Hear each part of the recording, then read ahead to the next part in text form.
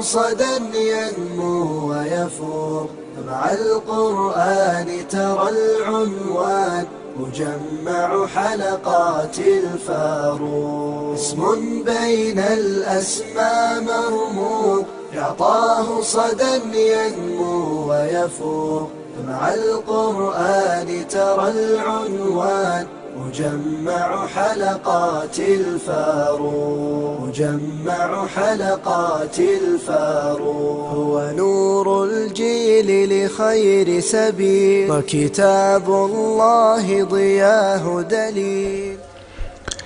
إن الحمد لله نحمده ونستعينه ونستغفره ونعوذ بالله من شرور أنفسنا ومن سيئات أعمالنا. من يهده الله فلا مضل له ومن يضلل فلا هادي له، وأشهد أن لا إله إلا الله وحده لا شريك له، وأشهد أن محمدا عبده ورسوله. ثم أما بعد، أحييكم جميعا إخوة المشاهدين في كل مكان بتحية الإسلام الخالدة، تحية مسلم لأخيه المسلم في الدنيا وتحية أهل الجنة في الجنة، ألا وهي قائلا لكم جميعا السلام عليكم ورحمة الله وبركاته. أيها الإخوة، فإن موضوعنا اليوم تدور حول الآداب التي ينبغي فعلها عند الاحتضار. بمعنى الموضوع اليوم تدور حول الذي حضر بعد من أقاربه كان على فراش الموت، ما هي الأفعال التي وجب عليه فعلها. إذن فهذا الذي سنتحاوله أو سنتناوله اليوم بإذن الله تبارك وتعالى. أيها الإخوة، فأسأل الله سبحانه وتعالى أن يجعل كل كلمة أقولها هنا خالصة لوجه الله الكريم، وأسأله سبحانه وتعالى أن يجعلكم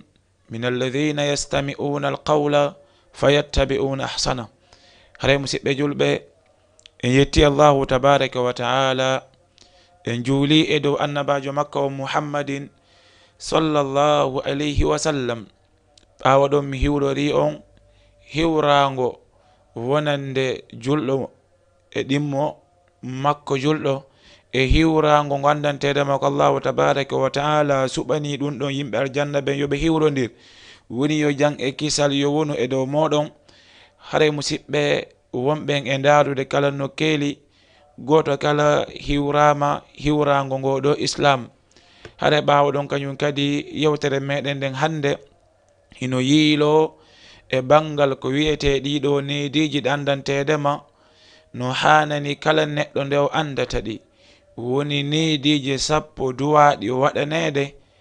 goɗɗo nde duwa waɗande musidɗo mum julɗo ɗimmo. woni oɗo o walike e newnare. joni noon ko wali ɗo ko ɗo woni ko fokkiti notoyagol joomi makko, bimana o walike walande mayde.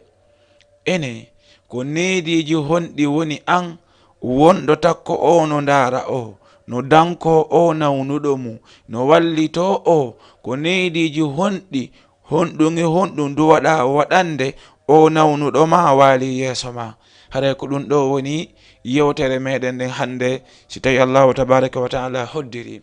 hiɗen tori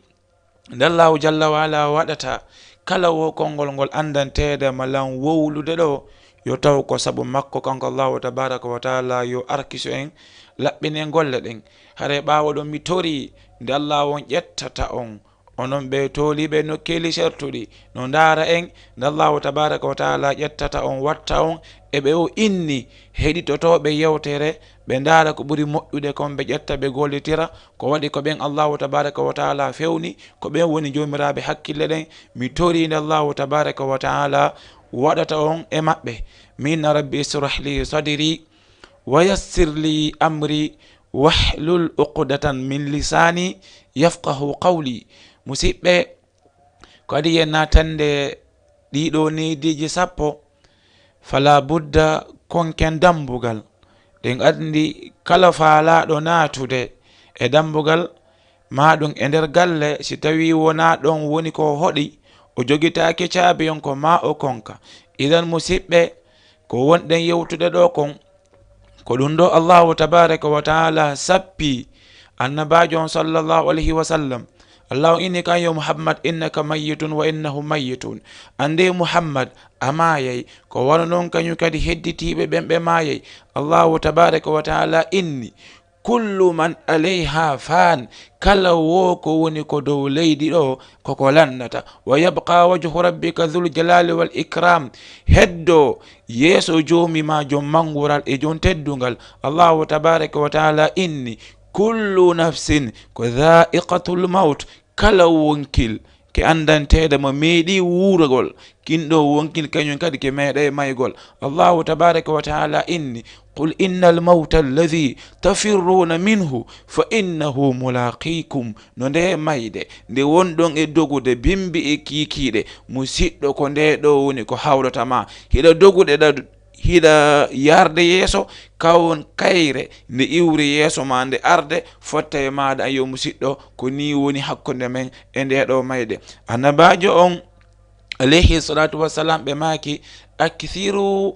zikri hadhihi ladhat, hebbine ko jantoton nde ɗo mayde ko andintinton ɗum ɗo hakkunde moɗon. idan musidɓe ɓay non ɗum ɗo feere wo ala waɗay ene ko honɗum woni neydiji o fokkituɗo e mayugol o ko honɗum duwa waɗanede. ɗum ɗo julɗo kala no duwa andude ɗiɗo neydiji sappo fii si heɓi nawnuɗo waɗanamo ɗum ko waɗi non nawnuɗo on haray no hacconjini e ɗiɗo piiji sappo. si en andali ɗi haray no hawni ko yen andu tun o aduna koko nelaɗon tun maki kon. kun fi duniya ka annaka gharibun aw abiri sabil, laata ko aduna a innay ka tungarankejo walla ka wonɗo e yawtude yaha lawol. ko ɗum ninaɗon ɓay makingol konngol abdoullahi ibnu omar kanko firtirayno ɗum ɗo woni idha asbahta fala tantaziril masa. si bimbi tawima wata habbido kiikide dey gollan golle fellita kiikide tawatama ɓe maki. wa idha amsayta fala tantaziri sabaha, si tawi a fini bimbi wata habbito wondanedema bimbi no tawma ko anyo musidɗo woni si kiikiɗe tawima wata habbito bimbi. idan musidɓe neydi aranire ndin e muɗum ko ɗum woni tadhkiruhu bil wasiya. oɗo neɗɗo mo andantede ma o nawni nawnare o fokkiti maygol ko waɗi woɓɓe meɗen no arkisa yi'ugol nawnuɗo no waali ndara o tawa ko ɓurɗa fellutude oɗo nde nawnare ɗo o hisata e mayre. kanko kadi taw mo felliti wondanede mo nde ɗo nawnare o hisata. idan an wonduɗo o no danko o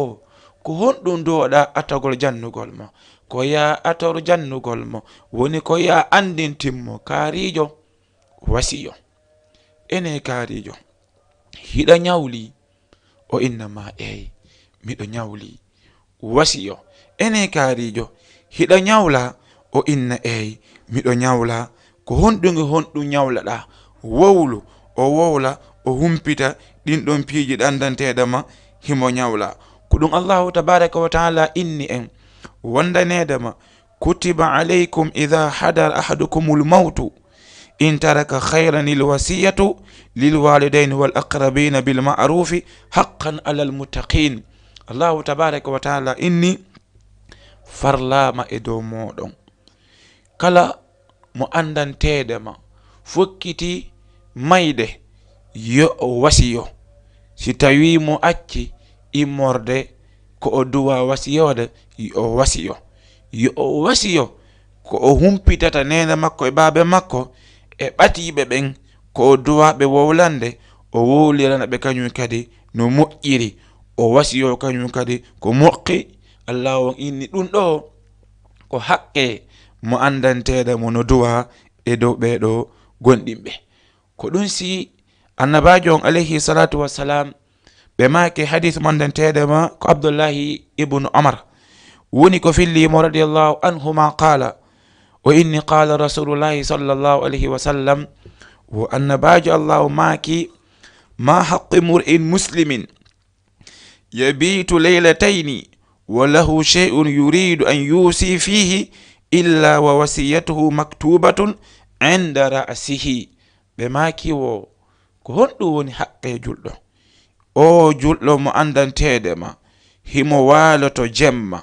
hara himo jogi wasiye mo duwa wasiyade si hara wona o walaki wasiye makko hara mo windi ɗum himo awli ɗum ko hoore makko ko ɗum oɗo wiyeteɗo Abdullah ibn Umar o inni wo ma marrat alayya laylatun منذ سمعت رسول الله صلى الله عليه وسلم قال بذلك إلا وعندي وصيتي ودوي عبد الله بن عمر وها حند جم فيالي لان سي ونا لان ويندي وصيجي أندي ko hoore am miɗo awli fiisi mi waliki mi maayi wo ibi annabajo maaki ngol ɗo konngol idan musidɓe ko ɗum si waɗi ɗum ɗo hino waɗɗi ko ɗum karamakoɓɓen ɓe maakayi faman arada an yusi falyuajjil kala o mo andanteɗema noon faalama wasiyade ɓe maaki yo hittin wata o nennito wasiya gongol ko waɗi noon ɗum ɗo si hewti aray e saay mo andantedema a wawata andande hoorema joni noon sanga ko andanɗa ɗon hoorema musidɗo wasiyo ko duwoɗa kon fof si tawi noon hiɗa bonni woɓɓe wasiyo kaarijo lam bonni goɗɗo e goɗɗo wonaɗo e wowlanede on an wonɗo wiwde koto kaari baben kaari musidɗo a walike fi maygol wasiyo joni no so fuɗɗike wasiyade na ya manitode ko ya addu kaydiri e bik kala wo ko o wowli winda la nyawli kaarijo jelu hunde kaarijo no nyawli la hunde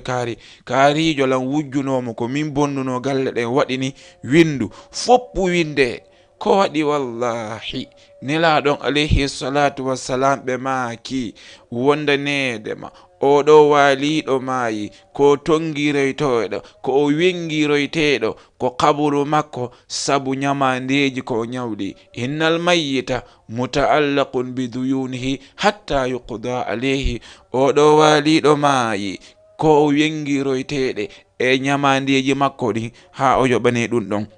ɗum se ɓeɗo ɓe maaki wo faqad takunu lwasiya wajibatun wasiyeji ɗi no fecci pecce ɗiɗi wasiyego no ton e dow bani adama on koko waɗɗi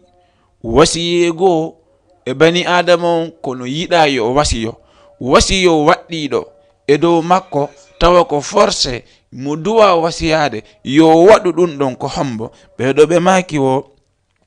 wa ghayru dhalika ɓe maaki wajibatan wa mustajabbatan aw muharramatan wa ghayri dhalika wa sawfa nubayyinu dhalika mufassilan inshallah tabaraka wa taala ɓe maaki awalan ara nun ɗum fa yusi awalan bima alayhi min huquqin ayi ko yo wasiyo immorde ko jogiti e hakkiji musidɓe makko imma mo warruno oɗo mo lorruno oɗo mo feytinno oɗo mo waɗno golle kala gollal ngal o waɗuno ko yo wowlu o accira oɗo yo immana mo ngal gollal o yaha o inna nyandego bidike mo ngon lancano aw ko koto an ko baabe an ko bappa an lancuno kamɓe watno ni joni noon ɓe yettuno toon 500,000 awa hino ɗo 500,000 jiɗi ka on yafani keɓe kono ko yo eto o yoɓita ɗum ɗon si waɗi sina ɗum nelaɗon sallallahu alayhi wa sallam landino sahaba ɓen ene atadruna manel muflis ɗon andi ko hombo woni perduɗo sahaba ɓen inni ko on mandantedema ala jawdi ala booli woy ala hay e hunde ko woni perduɗo nelaɗon sallallahu alayhi wa sallam maaki ɗon andi ko hombo woni perduɗo e moɗon ko on arɗo ñalande dargal tawino addori baraji hewɗi himo yenni oɗo himo piyi oɗo himo hibbi ƴiƴan oɗo to tawi himo bonni oɗo wondanede mano ƴette e baraji makko ɗi yoɓite o mo hibbuno ƴiƴan e baraji makko ɗi o mo wujjuno e baraji makko ɗi o mo ñowno bondinde makko jonnite si tawi baraji ko addorno kon lanni on tumasi non ƴette hakkeji ko duwa jontude ɓeeɗa kon bakkatuji ɓen ɗon ni ƴette dewte e dow makko ɓawo ɗon o ronde o naate yite jahannam. Allahu inni qul wi'amɓe innal khasirina alladhina khasiru anfusahum wa ahlihim yawma alqiyama. ɗon andi ko hombo woni perduɗo ko hombo woni hayruɗo ko arɗo ñalande dargal tawi no perdini hoore makko kanko e ɓe guura makko nayi tawi ko yite jahannama ko ton woni ko ɓe suti. idan musidɓe wasiye ɗimmo on wondanede mo yuusi bi tawbati ilallahi min sa'iri dhunubi wal ma'asi. on yi koye o wasiyo tuubugol e dendanagal bakkatuji ko jogino kon o inna yafanelan yaho wiya kayjo yo yafanolan komi wadno ko yo eto o tuuba ɗum ɗo. joni noon ko hombo andintinta o waliɗo ɗo fendo ɗo ko mapinimo ko nawnare makko e museyndi makko o yeggitino ɗin piiji fof ko an wonduɗo e makko on waɗa kadi doy baɓen koto en jaja en kala waliɗo ɗon e musidɗo ma karama ko ɓen inni noon wondowo e o ko yendaru neɗɗo wawuɗo ɓernde makko nden wawuɗo wunduko makko kon wawuɗo muññaɗe yaajuɗo ɓernde ɓurɗo yurmede o ko o wondata e makko. o wayi wata en ndaaru ko ɓeygu makko ko kawu makko ko soro makko ko ɓe wonta e makko ndaren ɓurɗo mo yiɗude innen ar wonda e makko ko waɗi oɗo etoto wallitomo eɗi fof tawa amanta oɗo ko waɗi amuɗo si woni takko o maye no moƴƴira. ko ɗum waɗi aranon ɗum ko tadhkiruhu bil wasiya andintimmo koto kaari bappa en kawu en wasiye no waɗɗi on ɓe wasiyo hare ɗimmum ɗum ɓawo nde andantedema a andintinimo o wasiyike woni tadhkiruhu bi rahmatillahi wa fadlihi. nam o wonde mayde waajomo andintinamo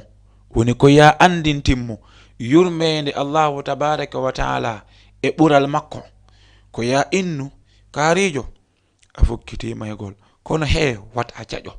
wata hulu Allah ko yafotoɗo kala bakkatu ko jogitiɗa he wata ɗum mapine ka'a konɗum wonno golle ma ko wujjugol wata mapo Allah on yafotoma konɗum wonno golle ma ko jinugol an tuubu tun Allah on yafantoma. ayi tadhkiruhu bil wasiya ko ya eto ha o ko fewndiɗo o fellita ko ɓernde makko Allah on yafatomo fi honɗum Allah on inni ana enda zanna abdi bihi miɗo ko jeyaɗan on sikkinmi ɗon si tawi o sikki mi yafantomo. Allahu tabaraka wa taala inni mi yafantomo kalama ko ɓen inni man mata ala shay'in ko bu'itha alayhi kala mayuɗo e dow hunde ko nen hunde ɗon o immintinte woni oɗo si o maayi himo felliti Allahu tabaraka wa taala yafantomo ko waɗi nelaɗon sallallahu alayhi wa sallam ɓe maaki inna allaha la yaqbalu tawbatal abdi ma lam yugharghir. Allahu tabaraka wa taala o jaɓan tuubu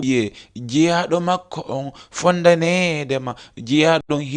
hirande mayde woni o fofango sakkitiɗi ɗin so o tuubi Allahu tabaraka wa taala yafantomo. idan o mo nawnuɗo wawi takko ma o ma yaali taw hay joni mo fofude eto ha ɓernde makko nden heewa tew Allahu tabaraka wa taala yafantoɗan. wallah itta moye ande aduna wata suno wata mapo Allah on inni mo tuubi ko ɓernde mum yafinike tuubu tun an laɗɗin heɓu tun gonɗinal fellita Allahu tabaraka wa taala yafantomo Allah on yafantomo eto ɗum ha kanko o fellita ɗum ko ɓernde makko ko ɗum woni neydi ɗimmu ko dow waɗa wallitade o nawnuɗo waali yeeso ma ko ayyo musidɗo woni kalama ko ɓe maki فيستحب لمن حضر عند المحتضر hino yiɗa an tawaɗo o musidɗo ma wonɗo e walogol ɗo mayugol hino yiɗa e maɗa honɗum woni an yuballigha honno woni tadhkiruhu bi rahmatillah an Jabir woni oɗo ƴettama e Jabir sami'tu rasulallahi sallallahu alayhi wa sallam yaqulu nelaɗo no maka qabla mawtihi bi 3 ayamin yaqulu la yamutanna ahadukum illa wa huwa yuhsinu dhanna billah. Subhanallah, nelaɗon sallallahu alayhi wa sallam ɓe maki ko satti wode wota gote moɗon mayu si hara wona himo felliti himo moƴƴini sikke wonde nedam Allahu tabaraka wa taala yafantomo. Idan an si a etike ha oɗo o heɓi fellital Allahu tabaraka wa taala yafantomo, idan andu wonde nedam Allahu tabaraka wa taala yafantomo ko waɗi kanko o heɓi fellital ko ɓernde makko Allahu yafantomo. Hikkalo needi tammuru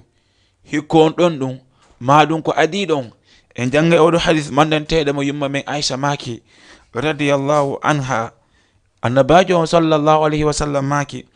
man ahabba liqaa Allahi ahabba Allahu liqa'ahu wa man kariha liqa'ahu kariha Allahu liqa'ahu. Kala on yiɗuɗo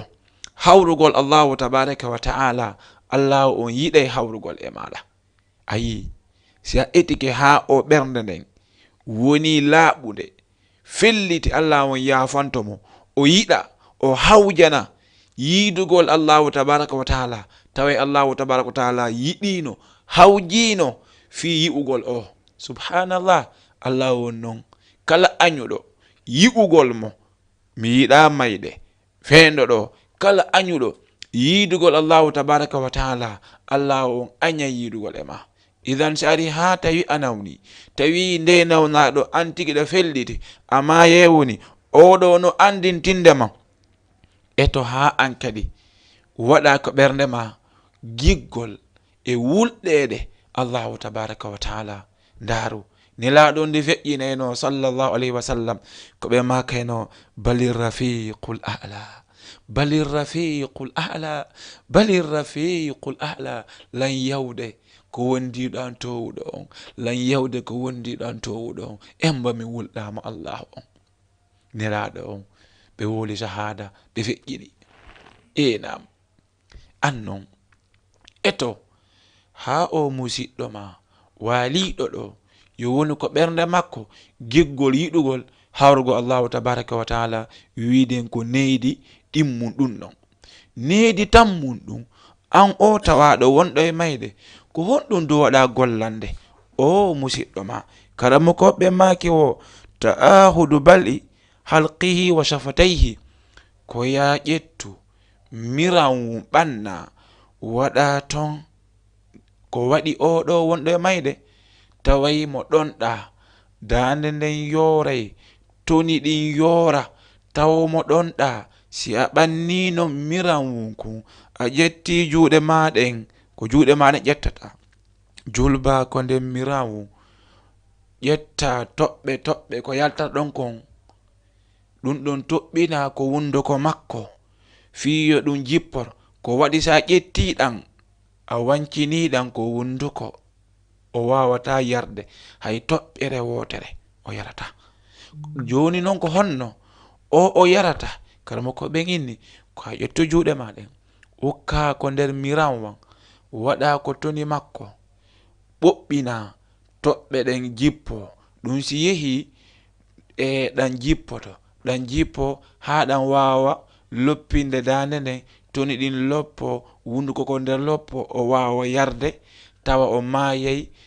tawa o ɗon ɗaka o yi. Idan noon si tawi noon a ariɗo hawji a ñeɗi ndiyan ɗan a wiya yarnumo ɗan o yarata ɗan de ko ya waɗi juuɗe maɗen wiwɗen julbaɗan etoɗa toɓɓe ɗen sinta ko wunduko wukka kañum kadi ko miranwu ko ya ɓannu kun ɗon espesa ko ɗum kun ara non ko wunduko hiɗan jippo tum on yi ɗon o wawa yarde seeɗa tawa o maayiray e doy tawa wona e hoore ɗon kam. Ko ɗum waɗi se ndaari ɓeɗo karamakoɓe ɓe maaki wo annal muhtadar yakunu fi ashaddi halati dhama'i. oɗo wonɗo e mayde ɓe maaki o wonay e alhaali ɓurɗo sattude ɗon ka o ɗon de to moƴƴa ɗon. Faqala ahlu ilm yustahab an yataahada almuhtadar bi balli halqihi wa shafatayhi bi qararatin min alma'i. wono yiɗa o dariɗo takko makko nde julbata juuɗe makko ɗen komiramu waɗana oɗo o yara seeɗa seeɗa o sintina toɓɓe ɗen fi yo wawu yarde fi honɗum ɓe maaki hatta yashula alayhi wondenede mo ko ha yombanamo newanomo wowlugol konguli ashahadati. ko ɗum se ndaari ɓeɗo karamakoɓe wi'eteɓe ibnul qudama rahimahullahu tabaraka wa ta'ala ɓe maaki wa yustahabbu an yalil marida afqahu. ɗum ɗen wowli ɗum nane kono ko kongol ibnul qudama nane wowluno ɗen wondanede mo no yiɗa yo wondu e o nawnuɗo mo andantede mo ko ɓurɗo yurmede ɓurɗo yaajuɗo ɓernde ɓurɗo ɓe jangude ɓurɗo ɓe margol faamu ɓurɗo ɓe hulude allahu tabaraka wa taala ko yo wondu e o fi o andintin o wonɗo e mayde allahu tabaraka wa taala andintina oɗo yo tuubu e bakkatuji ko jogitino ko adinde o waɗato o maaya. musidɓe hikka ɗon needi hikka on ɗon ɗin kadi woni ko honɗum hikkata ɗon ɓaawo nde loppinɗa toni oɗo ɗi woni talqinuhu ashahada ko nde ettotoɗa o waaliɗo ɗo no fokkite mayde longinamo wowlugo shahada woni ashhadu an la ilaha illallah wa anna muhammadan rasulullahi. ettoɗa ha longina oɗo e ɗiɗo konguli. karamakoɓen inni wo wondanedema longingol oɗo koko wi'ete ɗiɗo seedeji ari e hadith mandantedema kan abi sa'idin khudri qala sallallahu alayhi wa sallam laqinu mawtakum la ilaha illallah. nelaɗum maaki longine wonɓe e mayde ɓen kongol la ilaha illallah tindineɓe yamireɓe yoɓe wowlu kongol la ilaha illallah. karamakoɓen noon ɓe inni ɗum ɗo si tawi ko kefeero ko ya innu kaarijo wowlu la ilaha illallah wona kongol ma sakkitingol ngol ɓe fecci pecce tati ɓeɗo wonɓe e mayde ɓen. siko kefeero feccel aranere nden karamakoɓen inni ko ya innumo kaarijo wowlu la ilaha illallah fijo kongol ma sakkitingol ngol yowonu la ilaha illallah no gasa allahu tabaraka wa taala yafanoma bakkatuji maɗi. siko kefeero ko ya innumo kaarijo wowlu ɓe inni noon siko julɗo selluɗo hakkille marɗo gonɗinal tawa oɗo muudi o hulaka wato wowlu ɓe maaki on ɗon accitemo o wowlane hoore makko. ko ɗum waɗi heewuɓe ɗo yo mayde ɓe wowla ashhadu an la ilaha illallah wa anna muhammadan rasulullah tawa ɓe tindinaka. ɓe inni feccere tammo on si tawi ko nawnuɗo mo andantede mo oɗo o tañƴinaka wowlugol si hara wona o tindina si tawi oɗo ko lowɗo e gonɗinal ɓe maaki waton innumo kaarijo wowlu ko waɗi nawnuɗo fiidey nawnuɗo ronkay nawnuɗo wowlay ko yiɗa wowlude waton innu kaarijo wowlu mo nawni baɓen wowlay koto wowlay bappa wowlay oye si a soñjimo wowlay o fiide ha o inna mi wowlata haɗa ka an woni sabu o sakkiti wowlugol kongol kanugol mi wowlata la ilaha illallah oye siko julɗo lowuɗo goninal ngal tañƴinaka nde o wolta la ilaha illallah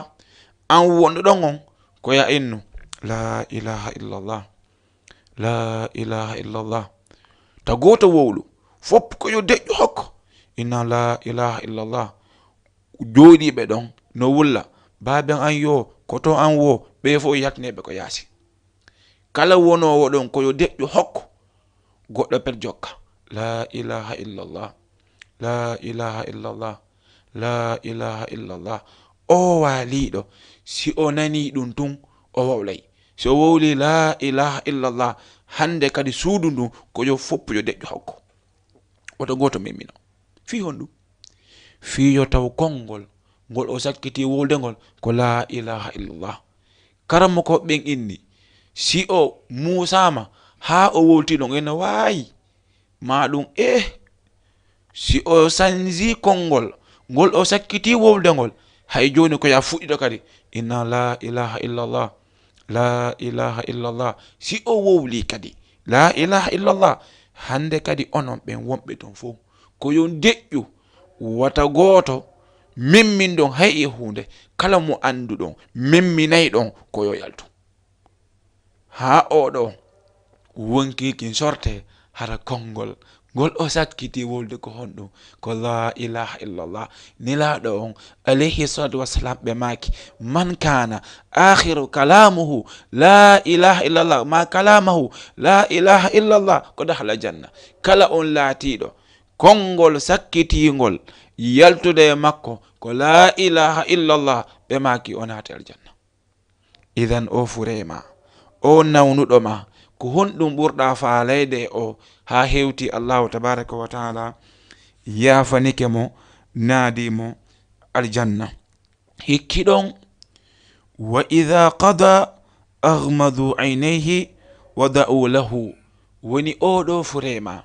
si o maayi o andi a waɗi doyi ha o wowli shadan la ilaha illallah wa anna muhammadan rasulullah o maayi wonde nedemo non. Idha qada si ari ha oɗo o maayi aghmadu aynayhi wo ko yon buumu gite makko ɗen wa da'u lahu torno ɗon oɗo ko waɗi feenduɗo ko duwa o haccon jini haro yeggitali torno ɗon mo ko duwa hombo toronto ɗon oɗo. ƴettama hadith mandanteɗema ko an ummi salama ɓe maki wo qalat ɓe maki wo ñande ko naati ko amen annabajo allah sallallahu alayhi wa sallam to tawi nde ñande wonde nedema oɗo wiyeteɗo abi salamata tawi ɓe feƴƴini wo gite maɓɓe ɗen no purtini ɓe udditira heɓe ndara dow ɓeɗo yumma men ummi salama ɓe maki wo annabajo sallallahu alayhi wa sallam ɓe ari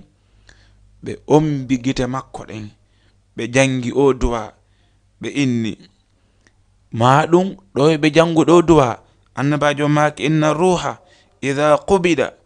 tabi'ahu albasar. Ruhu on si ƴettama wo gite makko ɗen jokkitay ndaray ruhu on no yalta hino yaha on yi. Idan non ɗe gite jokkituɗe ruhu on dow no ndara hande kadi ko ruhu on artirayno ruhu on yalti yehi ɗe gite jokkituɗe no ndara ruhu on hande kadi wawata artude ko an wonɗo ɗon on artirta. ɓawo nde wonɗa e artirde o ruhu ko honɗum woni ko jangantamo ko ya mako allahumma ighfir li abi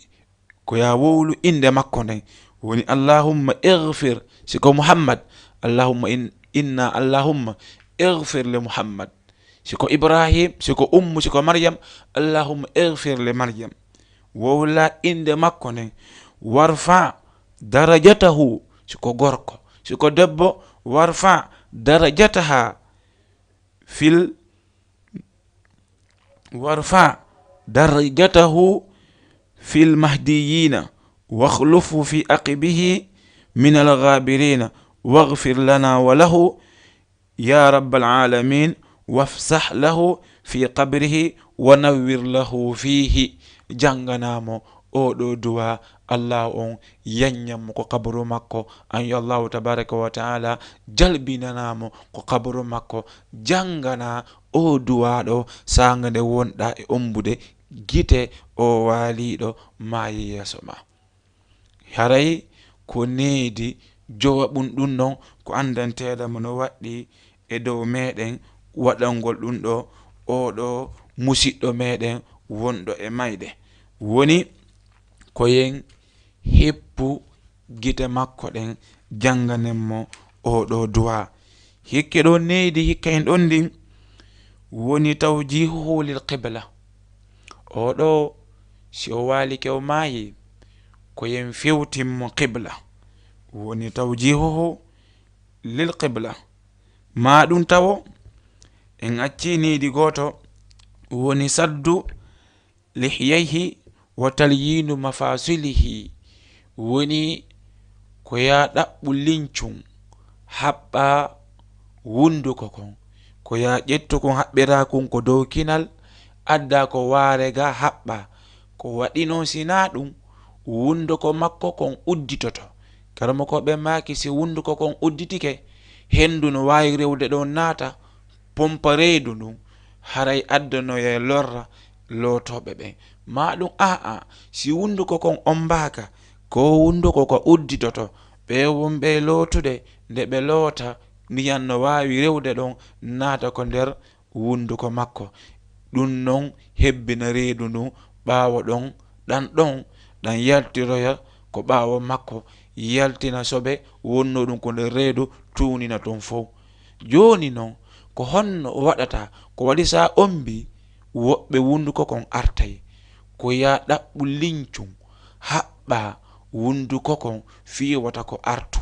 hikka ɗon wa talyinu mafasilihi ɓoosa ɓandu makko no juɗɗen. karma ko ɓe inni o yiɗe juuɗe ko ya ɓoosirɗe addaɗe ko balaje ga ɓawo ɗon kan kadi ɓoosaɗe fontaɗe jippinaɗe ko leydi ɓoosaɗe kadi ha juɗɗen fof ɗata. ko waɗi si o walike o maayi ƴiƴam wonnoɗan e dogude ko ɓandu si ɗan ƴiƴam ɗan dartike haray hande kadi tere makko ɗen si tawi jungo ngondu ñobbino a wawata fontude si hara wona a helu. te tawi non helugol mayɗo nelaɗo maaki no wayi wo helugol wurɗo. ayi mayɗo ko teddinte ko maayi kon no fota tersi mo wuuri no o teddinirte non. idan sellata ko helamo. joni no fiwata a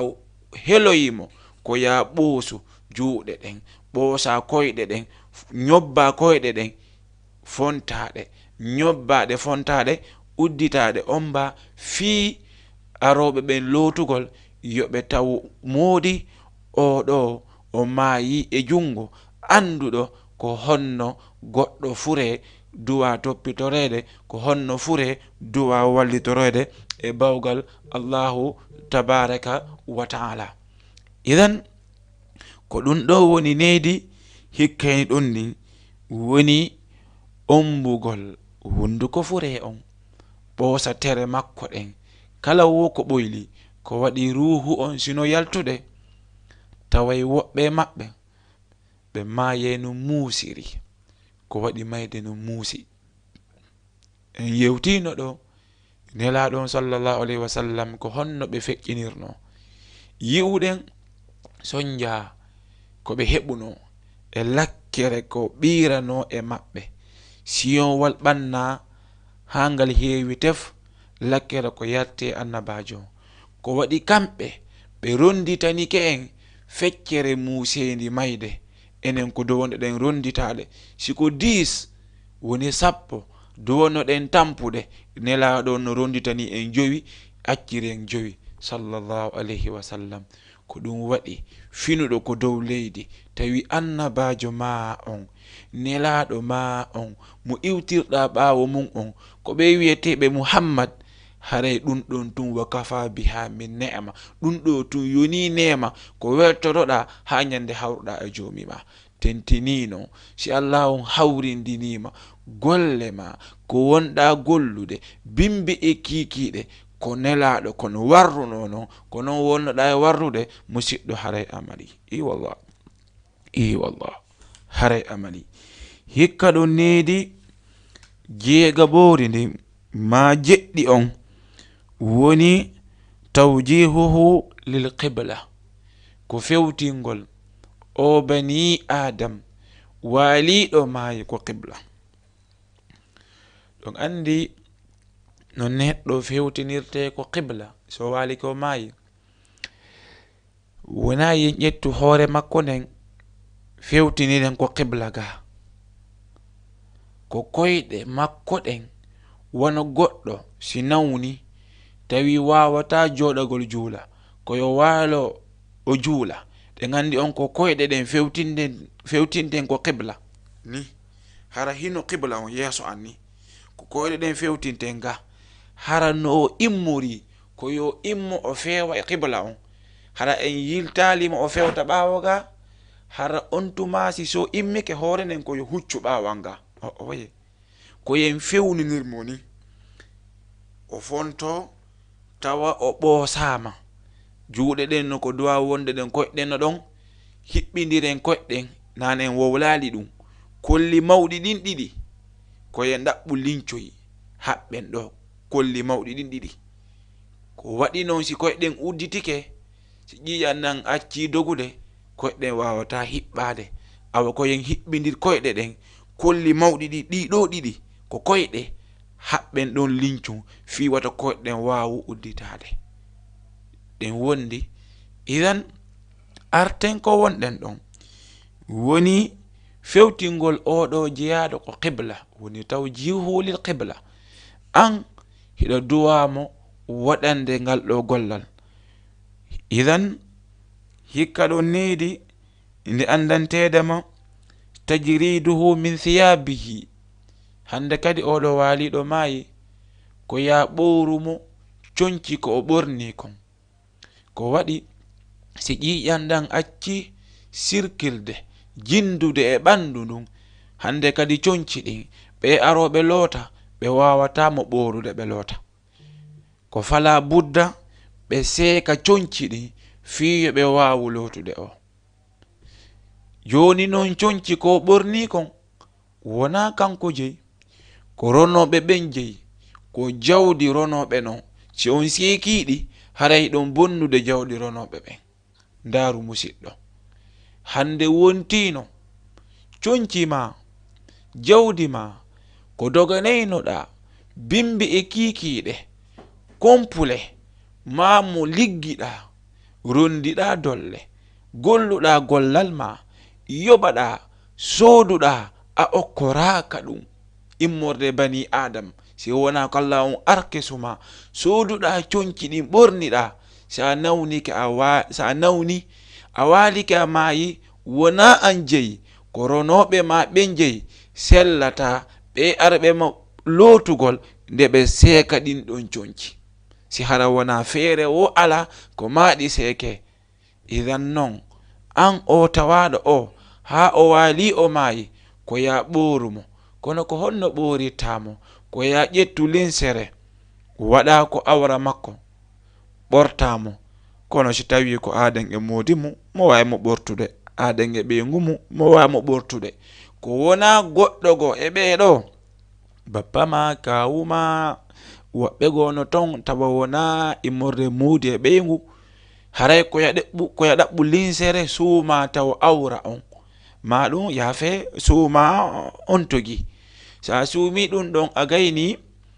haray ɓawo ɗon woni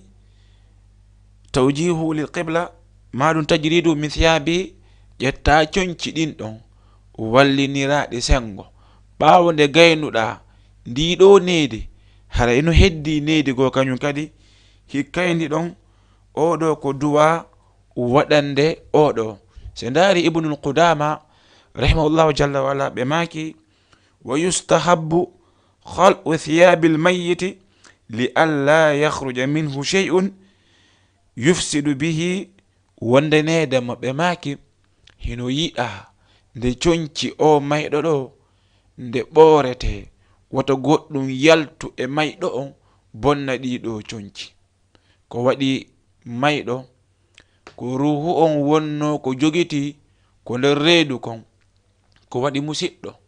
an wonɗo e mawnintinade e rewgol Allahu tabaraka wa ta'ala, an wonɗo e yeggitude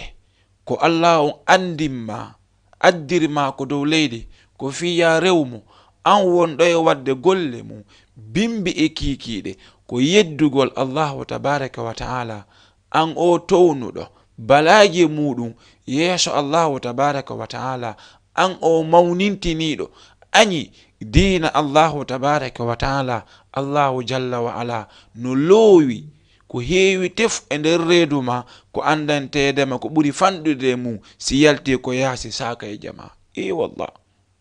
joni noon ko ɗum Ibnul Qudama maki conci oɗo ɗin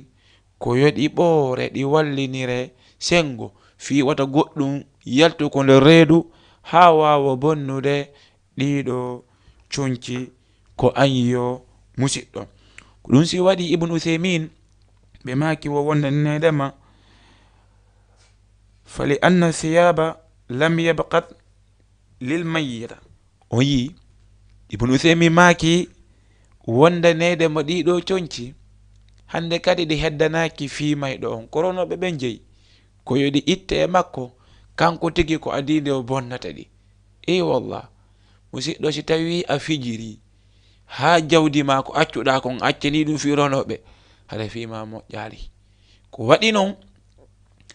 niraɗo on alayhi salatu wassalam landino oya ma sahaba ɓen ayyukum ko homba e moɗon tawa ko jawdi ronoɓe ɓen ɓurani mo jawdi makko ni sahaba ɓen fo inni minen fo ko jawdi amen ndi ɓurani men jawdi ronowo nelaɗo maki awo jawdi ma ndi ko ndi ardinɗa ndin laakara jawdi ma ndi ñamuɗa ndi wona an jeyi mi waɗana on misal no famiron sabu karama ko ɓen innayi fa bil mithali yattadihu l maqal ko si a waɗi misal ko wonɗa wolude kon laaɓana mo wonɗa e wawlande on si sukaɓe ɗiɗo i wika meɗen lagine goto kala mawɗo mum yoɓina ɗum si a yehi wakkilo a yino accirɗa men gadey wakkilo de ta bonnude mo be inna awa baba yo nene meɗen toriduwa ɓe ara ko saare ɓe golla oɗo si golli oɗo si yoɓama lewru 100,000 mo ƴettude 75,000 o jonna lagine baba marene lanton o ñama ko saare ga 25,000 oɗo si yoɓama 100,000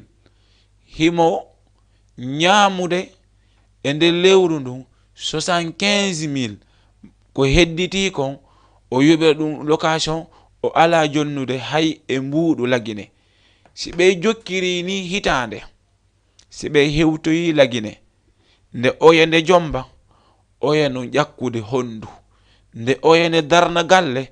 oya no ƴakkude hondu nde oya nde sooda motoru oya no ƴakkitude hondu mone ko wonno ton o gollali o ardini yeeso awo musidɓe jawdi ko wonɗen heɓude kon woɗen ɗum e laawol Allahu tabaraka wa ta'ala fiyen yahu tawoyen ɗum laakara mi wolanama marchandise gotono ɗo si a soodi o a yeyitimo a waɗimo ko bitik ma ɗa andi entere ko heɓata konko honɗum kal janna mi haalanama o marchandise heɗo Allahu tabaraka wa ta'ala humpituma ya ayyuhalladhina amanu ko onon yo gonɗinɓe hal adullukum ene on accata mi tindina on mi sappina on mi holla on ala tijaratin e ngeygu marchandise mo andanteɗe ma si a soodimo a waɗimo ko bitik ma a wingirimo ɗa tun jiikum min adhabin alim o dandete lette mawnuɗe ene Allah on ko honɗum woni marchandise momi sodata mi yeyita tawa si mi yeyiti ɗum dandalan lette mawnuɗe ɗen Allah on indi ko tu'minuna billah sodu marchandise gonɗinal Allahu tabaraka wa ta'ala inna arga gonɗina Allah on tu'minuna billah wa tujahiduna fi sabilillah tinno ɗon e laawol Allahu tabaraka wa ta'ala ene Allah on koyo men ƴettu kaafa pistoleji o oye bi amwalikum tinnore e jawle moɗon ɗen jonnire ɗum e laawol Allahu tabaraka wa ta'ala enen non golleñol fulɓe ɓen ha hiɗen wowla ko ɗumanni woni yorugol men jungo angal accitugol. Musidɗo wata waɗu hoore ma e on ko jogiɗa kon fof ardin laakara fiya a taway ɗum ɗon. Idan musidɓe kontinen e yewtere meɗen nden woni hay joni hiɗen e needi woni oɗo mandanteɗo ma hino ɗaɓɓira oɗo bani adama mo andanteɗo ma o fokkiti mayde nde o waɗata ɗum ɗon. Hikka ɗum neydi hikka hino ɗon ɗin ɓawo nde andanteɗo ma en ɓoori conci makko ɗin ma oya wonɗo e awinude nawnuɗon ɓoorimo conci ɗin hara hikki ɗon taghtiyatuhu bi thawbin ko yo ndaaru linsere woni wanare o ƴetta ko o buumira oɗo linsere ko waɗi hande kadi oɗo fure o ɓornaki ko ya ndaaru linsere wanare juutunde buumira oɗo ko an yo musidɗo haray an hila ɗaɓɓira waɗugol ɗum ɗo. Ko ɗum waɗi ɓeɗo kadi ɓe maki Ibnul Qudama hay joni wa yustahabbu wonde nede mo no ɗaɓɓira oɗo nde o buumirte e nde ɗo linsere woni e nde ɗo wanare haray oɗo jeyaɗo hino ɗaɓɓira ngal ɗo gollal. Hikka ɗon kañum kadi jeetati on koɗi sappo e ngayne woni alqawlu illa fala yughatta wajhuhu woni oɗo koyo o buumire e wanare kono non ɓe maaki si tawi ko wonɗo e hajju si o maayi ton oɗo o buumetake e wanare woni o buumetake yeeso ngo fala tughatta wajhuhu. Annabajo on alayhi salatu wassalam ɓe maaki wonda nedema la tughammi ra'asahu wala wajhahu fa innahu yub'athu yawma alqiyamati mulabbiyan woni o mayɗo ko suudu Kaaba no inna labbayk allahumma labbayk labbayk la sharika laka labbayk innal hamda wan ni'mata laka wal mulk la sharika lak. Si o walike o maayi e nder o talbiya ɗo nelaɗo maaki waton buumu hoore nden dey buume mo ha ko ɓernde ko waɗi o immoyto ñalande dargal mo inna labbayk allahumma labbayk labbayk la sharika laka labbayk innal hamda wan ni'mata laka wal mulk la sharika lak. O maynoɗo kadi hino yima ko yo immo ñalande dargal mo yima yub'athu kullu abdin ala ma mata alayhi. I wallah immintinte kala bani adam e dow ko maayi kon e muɗum. Hikka ɗon nelaɗo maaki ma dambugal sakkitingal ngal at-ta'jilu bi tajzihi wa dafnihi idha tayaqqanu mawtahu ma ɗum mawtahu ɓe maaki koyo ɓe yacco ɓe hittina si ɓe fellini o maayi o hande kate wata ɓe tongi hay hunde koyo ɓe hittin kisan. Allah inni thumma amatahu fa aqbara si yehi ha mi ƴettiti o